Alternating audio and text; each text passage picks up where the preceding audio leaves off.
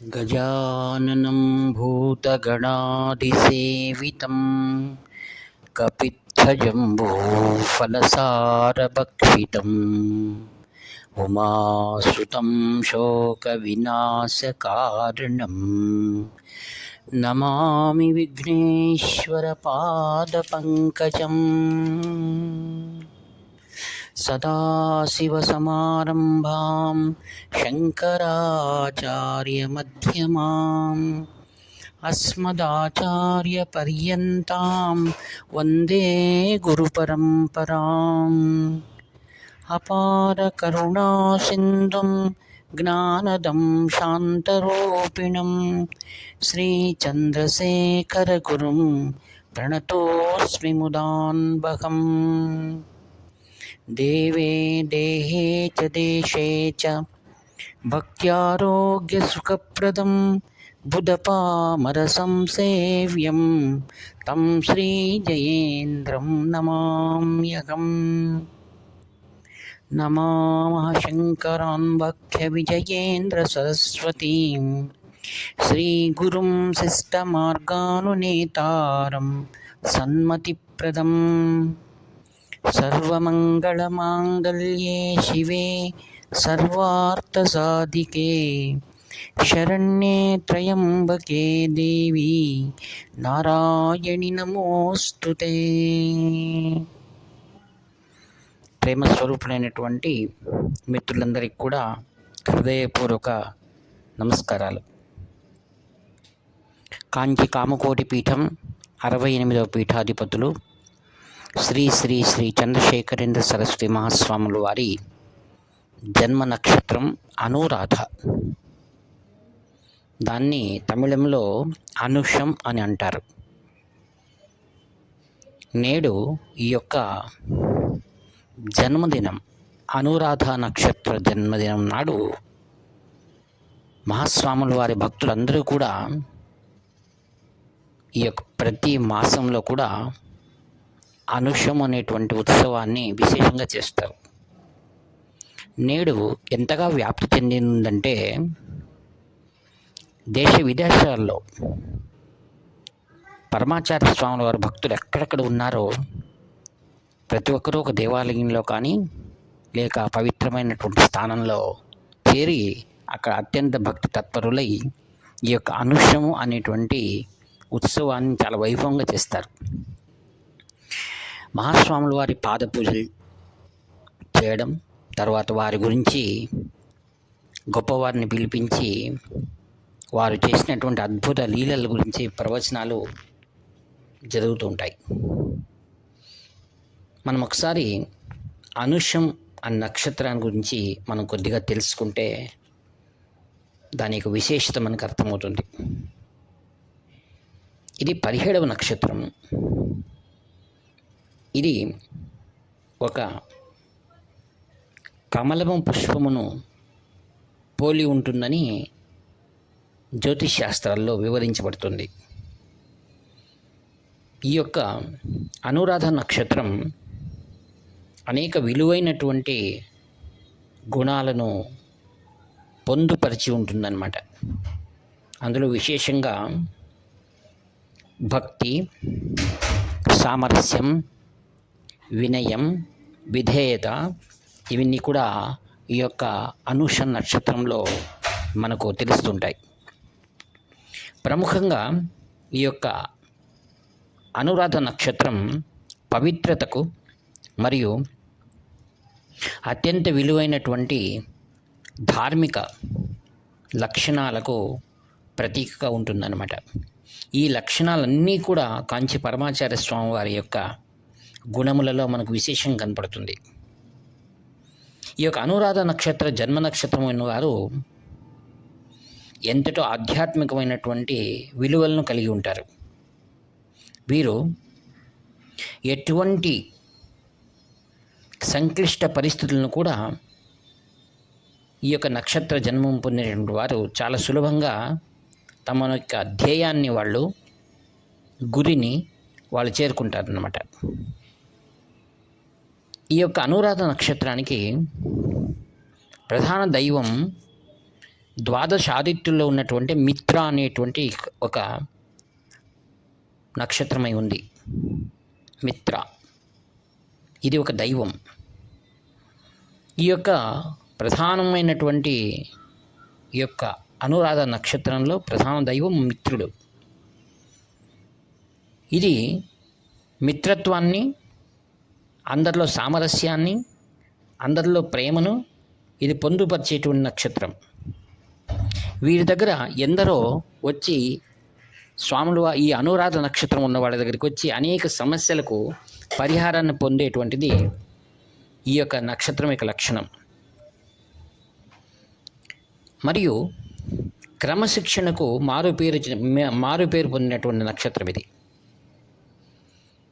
మరియు అందరిలో సామరస్యము, అందరిలో స్నేహభావాలను పొందించేటువంటిది కూడా ఈ యొక్క నక్షత్రం యొక్క లక్షణమై ఉంది. వీరు అందరినీ ప్రేమించేటువంటి వారు మరియు అందరితోనూ ఏకాంతంగా ఉండగలిగినటువంటి శక్తి ఉన్నటువంటి వారు. అందుకే ఇంత గొప్పదైనటువంటి ఈ నక్షత్రంలో జన్మ పొందినటువంటి కాంచి పరమాచార్య స్వాములు వారు 13వ సంవత్సరంలోనే 2,500 సంవత్సరాల చరిత్ర కలిగినటువంటి కాంచి కామకోటి పీఠం సర్వజ్ఞ మూలాంనాయ పీఠానికి వీరు భగవంతుని యొక్క నిర్దేశంగా ఈ యొక్క పీఠాన్ని వారు అధిరోహించారు. వారు పీఠారోహణ చేసినటువంటి సందర్భంలో కాంచి పీఠం కుంభకోణంలో అనేకమైనటువంటి రాజకీయ, ఆర్థిక, సామాజిక సంక్లిష్టాలను ఎదుర్కొన్నటువంటి సమయం. ఈ మహాపురుషుడు ఆ సింహాసనారూఢుడైన తర్వాత అపారమైనటువంటి క్రమశిక్షణ మరియు ధార్మిక భావాలు కలిగి ఈ యొక్క నక్షత్ర ప్రభావం అన్నట్టుగా ఒక్కొక్క పరిస్థితిలోనూ తనదైనటువంటి నేర్పరితనంతో తన ప్రభావాన్ని ఈ యొక్క విశ్వంలో ఆయన చూపించారు. వారి యొక్క ప్రభావానికి లోను కాని వారెవరు? ఇటువంటి మహాపురుషుడు స్మరణనే మనందరి పాప రాశిని కూడా నాశనం చేస్తుంది. కాంచి కామకోటి పీఠాధిపతులు పరమాచార్య స్వాముల వారి యొక్క వైభవయుక్తమైనటువంటి ఈ యొక్క అనుష అనగా అనురాధ నక్షత్రం నాడు అందరూ కూడా అత్యంత భక్తి ప్రపత్తులు కలిగి నాటి నుండి నేటికి వరకు కూడా శ్రద్ధాభక్తులతో మహాస్వాముల వారిని స్మరిస్తూ ఉంటారు. ప్రత్యక్షంగా వారు మన నుండి దూరమై ఉన్న కాంచి కామకోటి పరమాచార్య స్వాముల వారి యొక్క ఈ యొక్క అనూష పూజలో అనేకమైన లీలలను భక్తులు అనుభవిస్తూ ఉంటారు. అందుకు 2 విశేషమైనటువంటి విషయాలను మీతో నేను పంచుకోవడానికి ఇష్టపడుతున్నాను. ప్రదోషం మామ అని కాంచి కామకోటి పీఠంలో గొప్ప శ్రద్ధాభక్తి కలిగినటువంటి ఒక భక్తుడు ఆయన.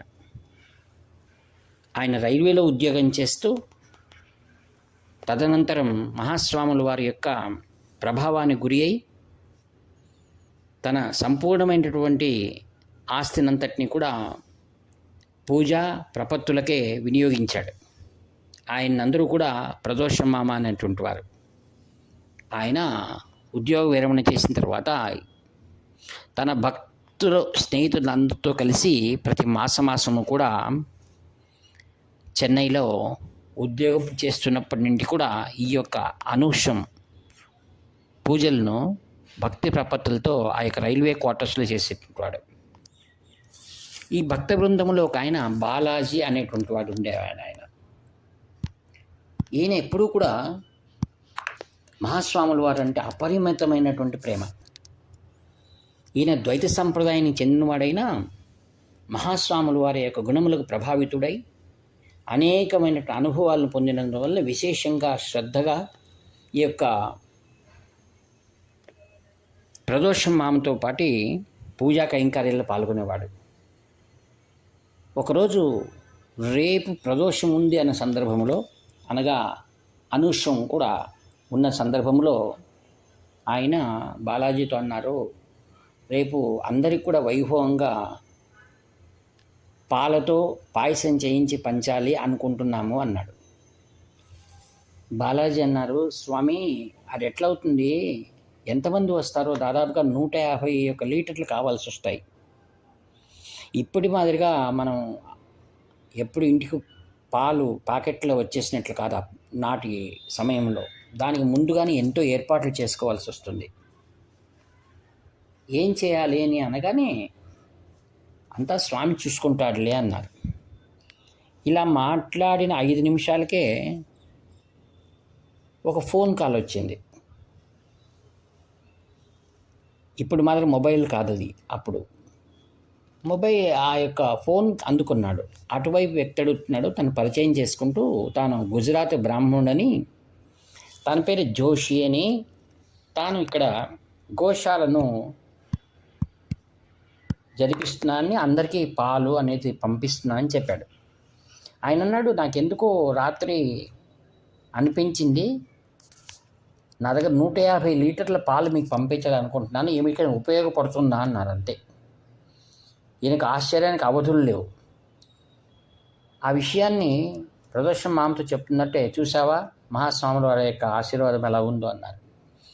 ఆ విధంగా అనుకున్న 2 నిమిషాలకే మర్నాడు ఆయన పాలు పంపించాడు. విశేషంగా ఆ యొక్క అనుషం పూజ వైభవంగా జరిగింది. మరి ఒక మాసంలో ఇలానే అనుషం పూజ చేసే సందర్భంలో అక్కడ ఆయుష్ హోమం కూడా చేయాలనుకున్నారు మహాస్వాముల వారి పేరుతో. అక్కడ వేద పండితుడు ఎప్పుడూ కూడా ఈ కంచి మఠానికి సంబంధించినటువంటి పూజలు చేసేటువంటి ఆయన వచ్చి ఏమన్నారంటే, నవగ్రహ పూజలకు 9 రకాల పూలు ఉంటే బాగుంటుంది అన్నారు. మరి ఇదే బాలాజీ ఏమన్నా అంటే, ఇప్పుడు చెప్తే ఎట్లండి, ముందే ఒక లిస్ట్ రాసి ఇచ్చింటే బాగుండేది కదా అన్నారు. ఏమో ప్రయత్నం చేయి, లేవు అనే మాట బాగుండదు అన్నాడు. సరే, ఆయన వెహికల్ తీసుకొని మార్కెట్లో వెతకడానికి వెళ్ళాడు. అన్ని చోట్ల తిరుగుతున్నాడు. ఎక్కడ కానీ 9 రకాల పూలు దొరకలేదు. నిరాశగా వచ్చాడు.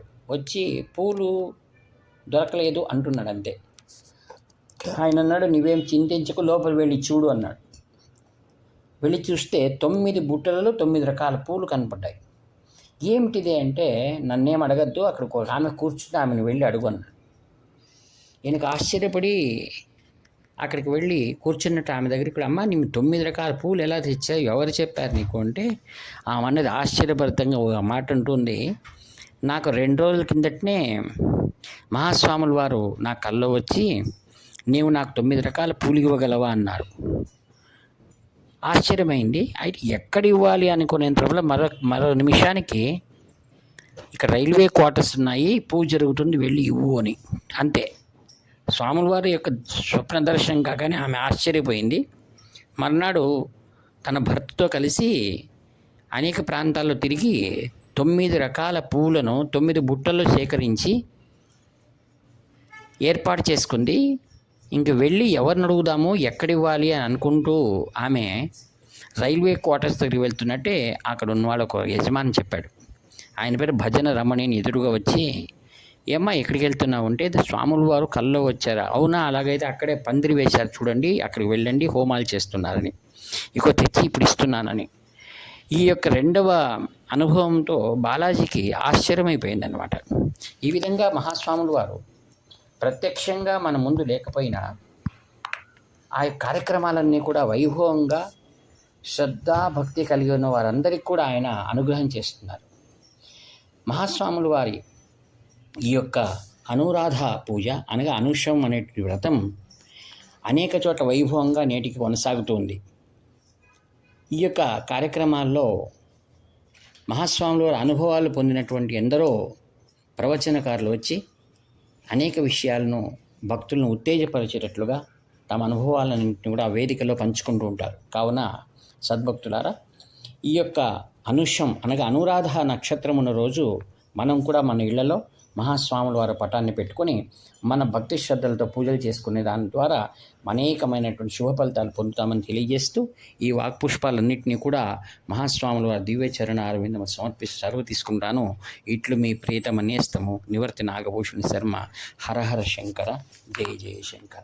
హరహర శంకర జయ జయ శంకర.